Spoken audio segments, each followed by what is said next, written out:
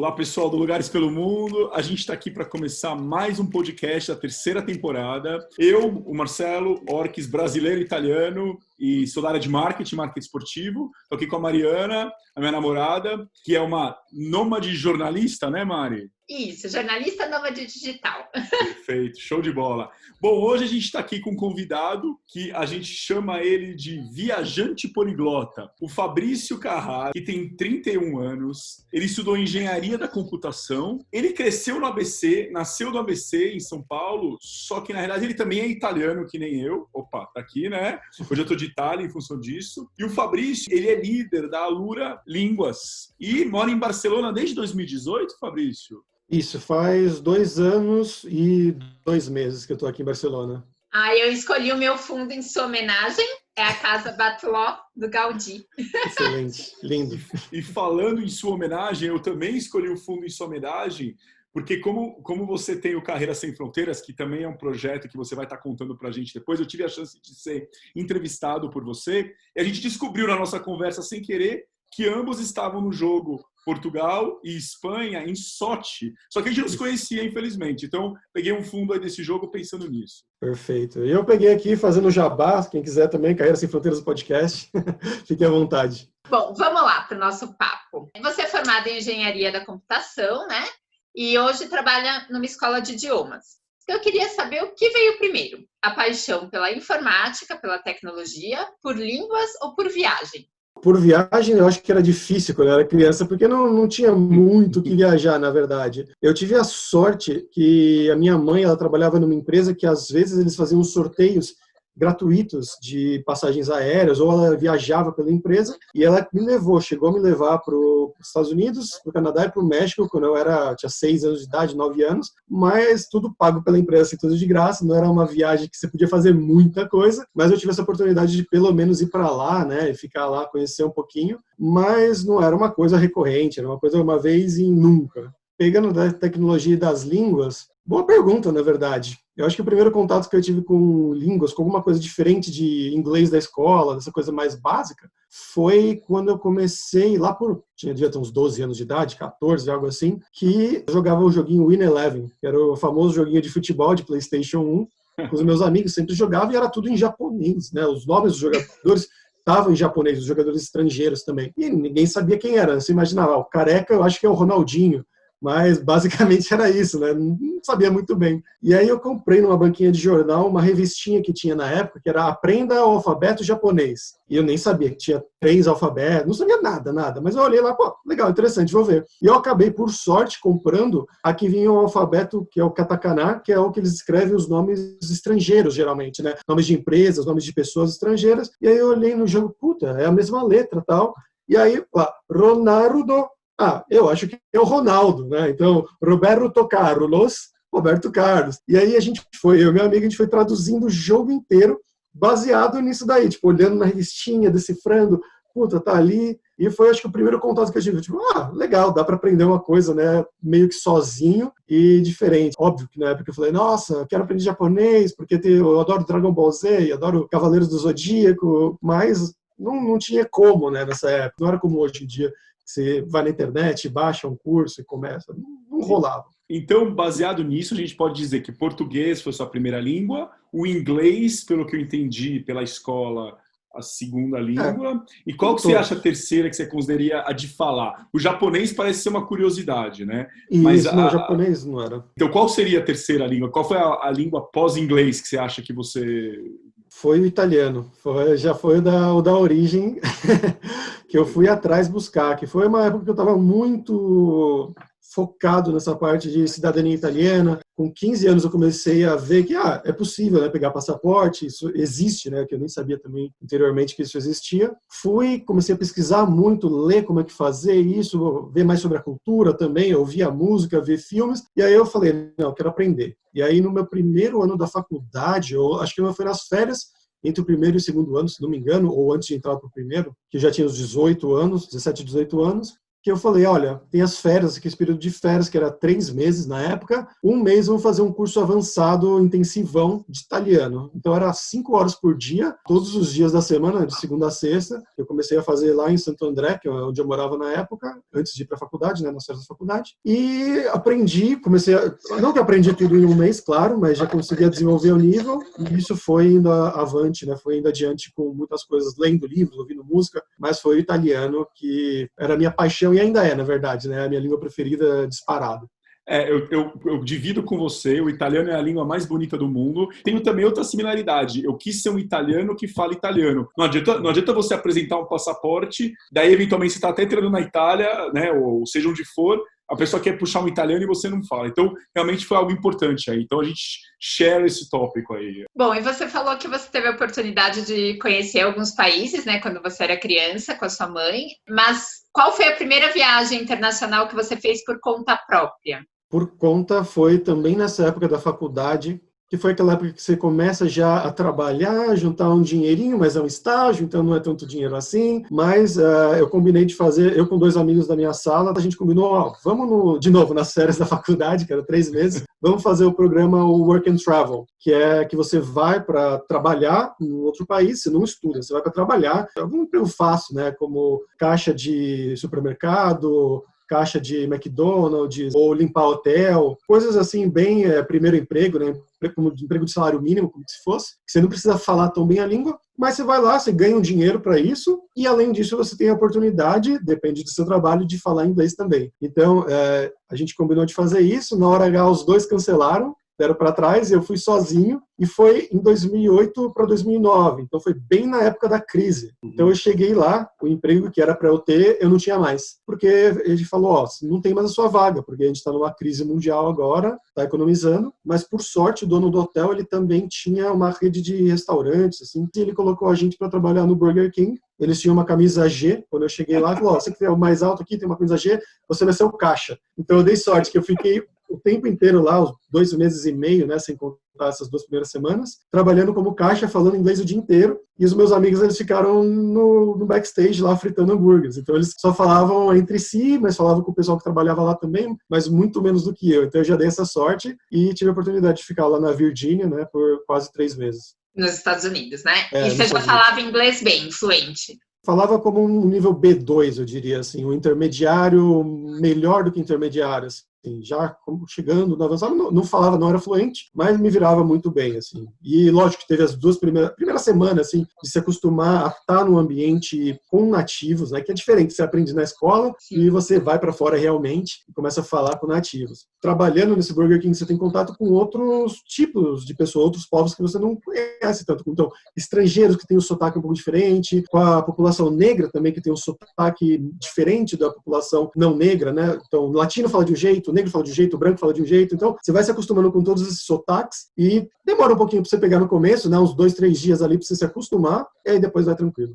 Fabrício, você falou uma coisa que eu até ia te perguntar agora. Você falou dos níveis, B1, C1. Se a gente for classificar os idiomas que você fala, quais seriam os que você diria que você fala fluente ou fluente? Eu não sei como você classifica, porque isso seria uma pergunta interessante de falar, ok, eu acredito que o inglês, o português, o espanhol e o italiano podemos colocar fluente, mas eu não sei como é que você classifica os idiomas. Se você puder fazer os grupos de idiomas que você considera, seria interessante. É difícil, é realmente difícil. Você vai em eu já fui em 4 conferências de poliglotas, né, que o pessoal vai para se divertir mesmo, para aprender novos métodos e tudo mais, falar como você aprende. E tem gente que analisa de maneiras diferentes, né? Para alguns, fluente é quando você é quase um nível nativo. Para outros, o fluente é o basic fluency, que é ali logo depois do B2, que é que você vai para o país, se comunica, fala tranquilo, mas talvez algum tópico específico você não vai saber, alguma palavra você não vai saber e tudo bem. Então, eu vou até pegar meu celular aqui para ver o meu aplicativo de flashcards,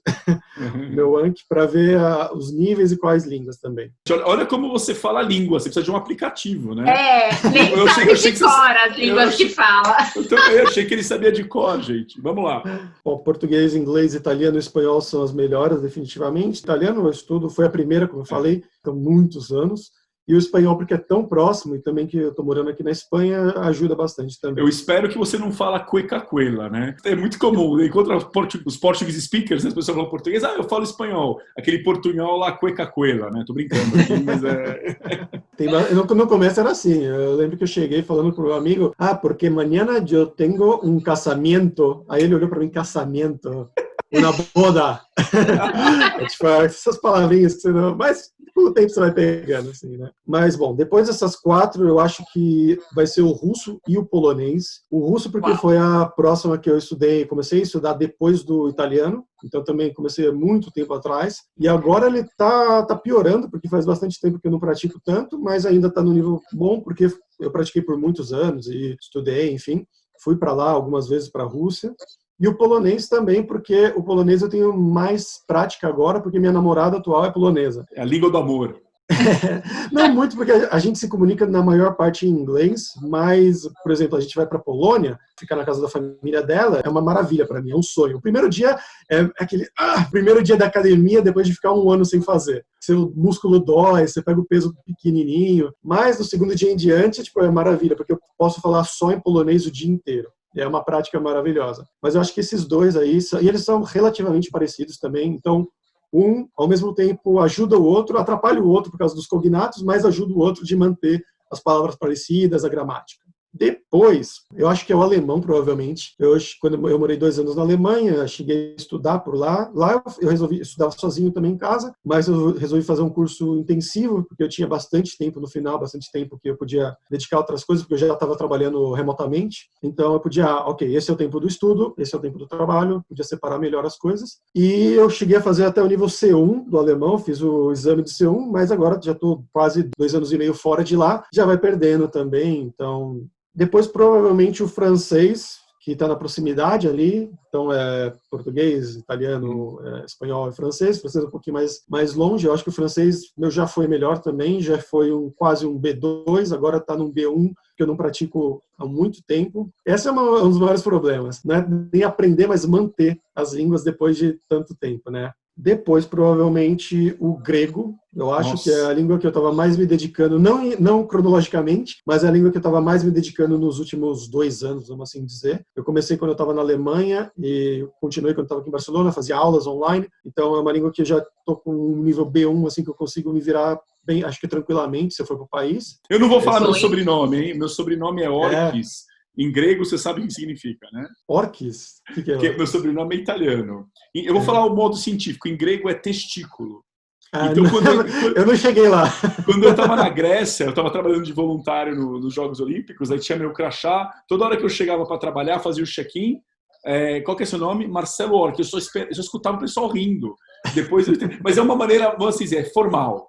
Tá? Uma maneira formal. E aí eu não cheguei tão a fundo no grego assim. Como eu falei, eu estou no nível B1 ainda. Depois, talvez o holandês, que é uma língua que eu estudei há muito tempo atrás, logo depois do russo. Foi a próxima língua depois do russo. Mas por causa do alemão também, porque eu parei de estudar e também por causa do alemão, o alemão meio que sobrepôs o holandês. Eles são muito parecidos.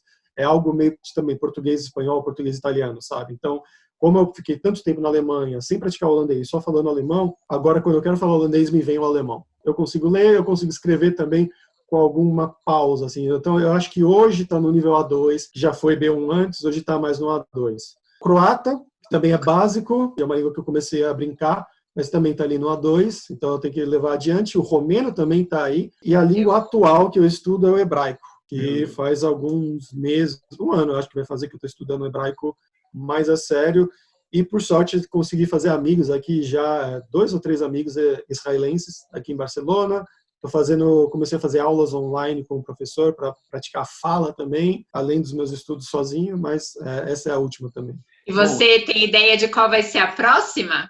Eu estava discutindo isso com um amigo meu, que também é poliglota. A gente fez o desafio das 10 semanas. Então, quanto de uma língua você consegue aprender em 10 semanas? E nós escolhemos o turco para fazer isso, porque eu tinha uma viagem para a Turquia. E a próxima, a gente está pensando em fazer um novo desafio desse, igual ao do turco, que a gente está decidindo a língua ainda, na verdade. Originalmente era para ser o coreano, mas o meu amigo desistiu. Ele falou, acho que melhor não. Agora a gente está pensando em fazer ou com o sueco, ou com o norueguês, ou com o romeno, né? Que o romeno eu já tenho Mais ou um menos A2, você já sabe um pouco. já tenho, não seria do zero, mas seria algo que eu acho que dá para evoluir bastante em 10 semanas, porque é uma língua latina também. Então tem muitas coisas parecidas. Dá para ver uma evolução, porque meu nível é baixo, mas eu acho que dá para ver uma evolução mesmo assim. E, Fabrício, você contou já o motivo de você ter estudado algumas línguas, né? Então, o alemão, você morou na Alemanha. Mas como que você escolhe o idioma que você vai estudar, né? Quais são os motivos? Porque, por exemplo, grego, você nunca nem foi para a Grécia. Por que você foi estudar grego? Varia bastante. O italiano foi por paixão da língua, paixão da família, não sei, algo desse sentido. Russo foi por acaso, porque eu estudava lá na universidade, na Unicamp, e um amigo meu falou, Fabrício, eu sei que você gosta de línguas, eu comprei um livro de russo, se não quer, a gente começa a estudar, a gente vai junto e vai adiante. Depois de 3 meses ele parou e eu continuei, e aí russo foi minha melhor língua, depois do italiano por muito tempo. Depois do italiano e do inglês, né? Mas polonês foi porque esse meu amigo, o Lucas, ele morava na Polônia, e aí a gente foi numa dessas conferências de poliglotas, e ele sempre falava, Fabrício, você tem que aprender polonês, porque você já fala russo, e ele também falava russo e aprendeu polonês depois, então é uma coisa divertida, um desafio legal. Eu falava, pra quê? Eu não conheço ninguém da Polônia. E aí eu fui nessa conferência, conheci vários poloneses, eles eram todos super gente boas. Fui pra Polônia visitar o Lucas lá, o pessoal me tratou muito bem, eu adorei a comida, adorei a língua. E aí eu voltei, esse foi durante o meu processo de cidadania, eu estava morando na Itália, e eu voltei para a Itália, tinha bastante tempo livre, e falei, vou estudar o polonês. Fiz amigos online e muito por causa desses amigos que eu fiz online, conseguia me comunicar, assim, tinha alguma motivação a mais para me comunicar. E aí, depois de 8 meses, eu já conseguia bater um papo, assim, relativamente ok, assim, não fluente, mas já conseguia bater um papinho. Francês foi porque é uma língua importante e porque tem uma empresa que eu gosto muito de aprendizado de idiomas, que é a Assimil. Eles fazem livros para aprendizado de idioma, é uma empresa francesa e a maioria dos livros deles, a base é em francês. Então, além de ser uma língua grande, eu quero aprender para poder usar os livros deles para aprender outras línguas. O alemão nunca gostei muito, mas morei lá, né? Então, eu tentei aprender no Brasil, sempre desistia, mas por morar lá, dei uma atenção a mais. E os outros, a maioria foi por viagens ou por amigos. O grego! O grego foi porque, quando eu morava na Alemanha, tinha muitos amigos gregos lá na cidade onde eu morava, por algum motivo aleatório, não sei. Alguns estudavam na universidade, outros só moravam lá. E eu vi eles falando, e era uma época que eu queria pegar uma coisa nova, né? Porque eu já estava estudando alemão, já estava no nível ok, então eu queria uma coisa nova do zero. Tinha aqueles amigos lá, comecei escutando eles, aí depois eu comecei a chegar em casa, ver uma coisa ali, aqui e ali, e aí depois, um dia eu falei alguma coisa para eles, ele, como assim? Você está falando grego? E aí eu continuei. E é uma língua que eu gostei, acabei gostando, pegando gosto, e é um lugar que eu quero visitar bastante. É interessante o que você está me falando, mas você tem como compartilhar com a gente qual é o segredo de falar tanta língua? Como pode dizer, uma coisa da pessoa, não sei, seria interessante se você acha que tem um segredo, né? Não sei. Eu acho que o segredo é o segredo de você ser bom em qualquer coisa, que é você gostar daquilo, aquilo ser um hobby para você. Então, tem muitas pessoas que você vê online agora no YouTube, né? O pessoal é o mestre da edição de vídeo. Por quê? Porque ele começou, sei lá, quando ele tinha 15 anos, 20 anos, falou, nossa, que divertido.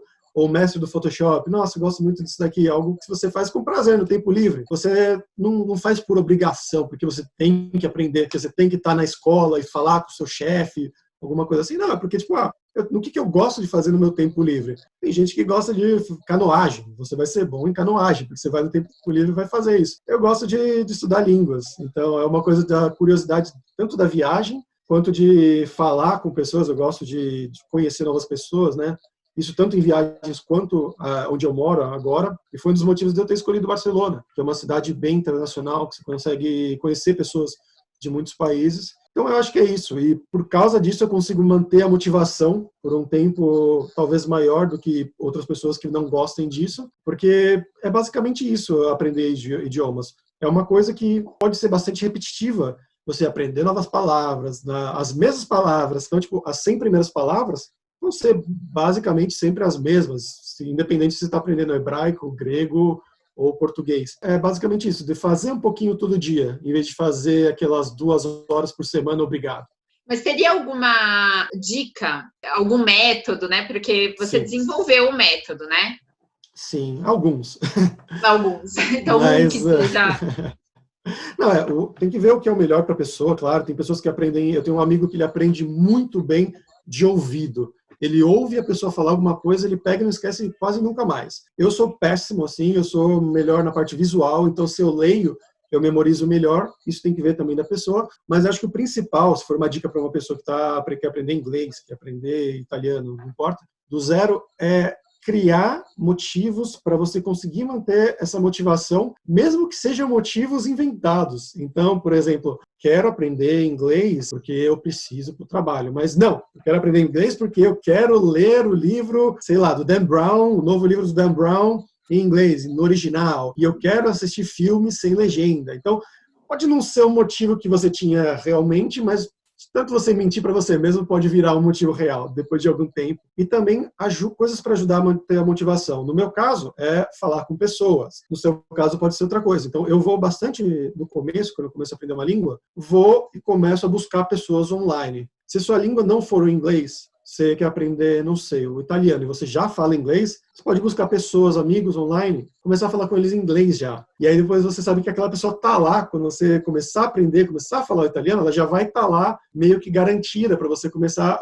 vamos mudar, vamos falar italiano hoje. Isso é uma dica que pode ajudar. Mas dica de método mesmo, algo mais estruturado, eu gosto muito dos flashcards, que é o que eu até dei uma olhada aqui no meu celular. Tem um aplicativo que eu uso sempre, que é o Anki, é o principal que muitos dos poliglotas usam, que eles usam um esquema de spaced repetition, que é basicamente, você vai conhecer palavras novas, por exemplo, você vai conhecer a palavra rinoceronte hoje. Tá, foi fácil.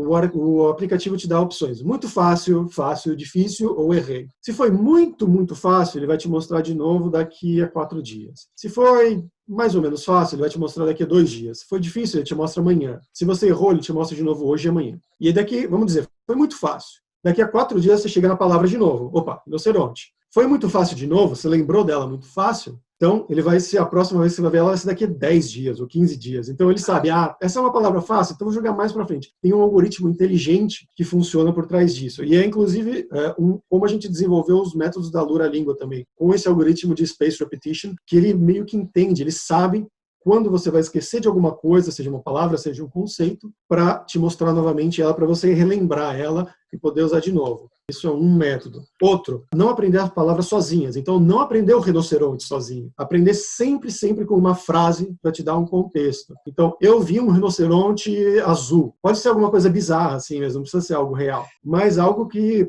vai te destacar, assim, eu vi um rinoceronte azul e você vai lembrar da palavra rinoceronte em sei lá qual língua. Outra coisa, focar nas palavras mais importantes. Então, não focar no rinoceronte.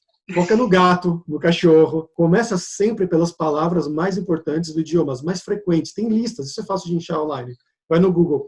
As 500 palavras mais frequentes em inglês, ou em italiano, ou em espanhol. E ele te dá uma lista e você vai vendo essas palavras. Você pode adicionar essas palavras no seu aplicativo de flashcards, por exemplo, com uma frase. Você busca uma frase também online. Então você vai botar lá, o gato está em cima da mesa, alguma coisa nesse sentido, e coloca no seu aplicativo. Então você vai misturando muitos métodos. Já pode misturar também de falar. Então você começa, depois de ter já 200, 300 palavras, você consegue já ter uma conversa básica. Esses são alguns dos métodos que eu utilizo e depende da língua também. Para uma língua mais fácil, por exemplo, o espanhol, eu não tive que estudar muito a gramática do espanhol. Eu tive que estudar depois, porque eu queria conhecer mais a fundo. Mas para essas línguas não é tão importante você estudar a gramática quanto para uma língua quanto o russo. Você pode ir meio que no feeling, porque o vocabulário é parecido, porque a gramática é basicamente a mesma. Tem coisas muito específicas que vão ser diferentes. Já o russo é completamente diferente já da frase 1. Você não consegue falar uma frase em russo sem ter uma gramática, porque você não vai entender porque ela está daquele jeito. Então, isso vai variar bastante também. Fabrício, e você tem alguma história engraçada ou curiosa envolvendo as 1000 línguas que você fala?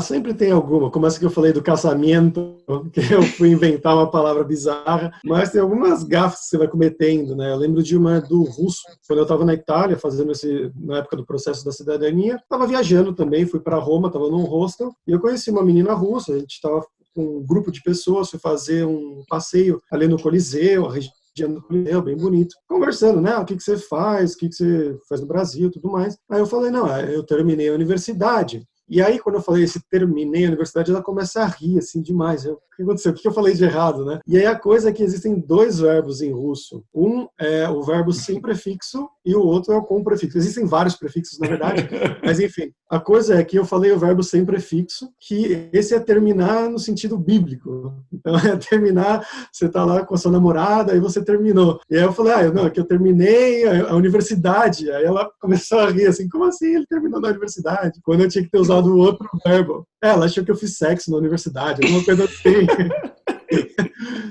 E eu tinha que ter usado outro verbo, que é o verbo com o prefixo. Eu acho que agora o russo, é muito interessante, falando muito da Rússia, a gente está com a Rússia aqui atrás, né, com sorte, que nem eu mencionei. Mas deixa eu te falar uma coisa, baseado no que você está falando pra gente aí. A gente tem a impressão que tem muitas pessoas que têm um certo receio de viajar para o exterior, vamos falar de brasileiros que falam português, que não necessariamente falam uma língua estrangeira, vamos pensar no inglês, que em teoria o inglês é uma língua muito importante para se ter, mas não necessariamente todo país que se vai, todo mundo fala inglês também, isso é uma realidade. Mas é que eu sei, você já viajou já falando uma língua, né? Mas assim, dá para sobreviver, na sua opinião, viajar sem ter o inglês, por exemplo, como uma língua? Ou você daria alguma dica para quebrar esse paradigma, eventualmente ficar sem esse receio de ir para um outro país, vamos assim dizer? Não, dá, com certeza dá, e isso depende muito também da sua independência.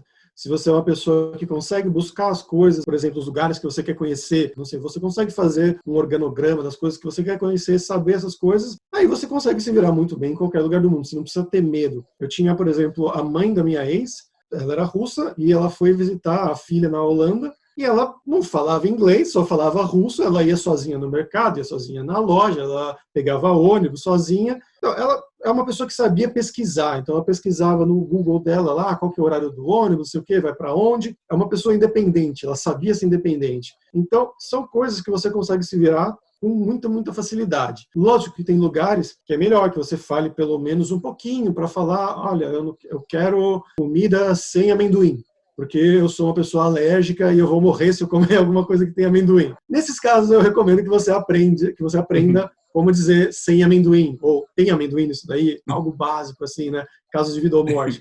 Mas, no geral, para fazer essas viagens, se você já fala um pouquinho de inglês, melhor ainda, mas se você não fala, também é possível. Eu fui para vários lugares que eu não falava absolutamente nada da língua, e em alguns deles a pessoa não falava inglês, então mesmo que eu falasse inglês, a pessoa, no Japão é um exemplo desse, as pessoas falam muito pouco inglês lá, e quando falam, às vezes é um inglês que você não entende, que você preferia que fosse japonês. Então, fica complicado você se comunicar. Mas a coisa que você não pode ter é o medo de você passar essa vergonha, porque isso vai acontecer e tudo bem. Você consegue perguntar com alguém, pedir alguma ajuda. E é legal também aprender as palavrinhas-chave, né? Bom dia, obrigado.